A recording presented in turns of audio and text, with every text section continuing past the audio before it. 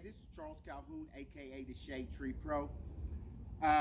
So what we're going to do here today, let's try to get Jordan Spieth. Let's try to get him back into the mix. Now, I found the video, and it was the blueprint of Jordan's golf swing. Now, something that I noticed in that, because the one thing I know about that I've learned about the golf swing, our flaws are our flaws, and unless we know how to define what those flaws are, we're going to always find those flaws in our golf swing. You have to know what's causing it, and you can see what's happening, but you got to know what's causing it to have a better understanding of how to fix it. Here's an example, and this will help a lot of you all too with this big problem of sliding off the ball or whatever, because here's the problem with sliding off the ball. Let's say, for an example, I'm on 0 here.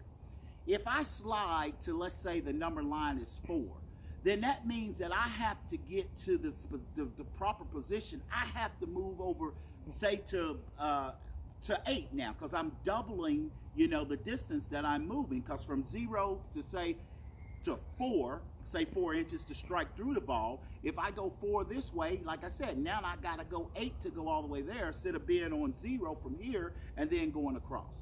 And that's the problem that I see with Jordan. And why do I know that I see that? It's because I see him when he's hitting on the range or something, they're putting a stick by his head in essence or whatever. Normally when people are putting that by your head, it's because you're moving off the ball. But we always talk about the game of golf being a game of opposites. So let's watch this. Watch very closely. If I'm setting up and I'm getting ready to make my backswing, and boom, and I bump into the stick, like, we see the people put these up, and I see people doing it and they do it so wrong. But let's say that I'm sliding into that, or I'm using this to try to stop me from sliding. Now that may give me the muscle feel, but it hasn't defined why I'm doing it. So again, since golf is a game of opposites, then let's just use it in an opposite direction. So if, for an example, if I'm sliding here and that's a problem, then that means that this side is not a problem. So the thing is what I do is, if I want to create a condition to where this doesn't slide, then all I have to do is put this in a condition to where it does. So when I go to make a golf swing, then I want to feel this side right here like that.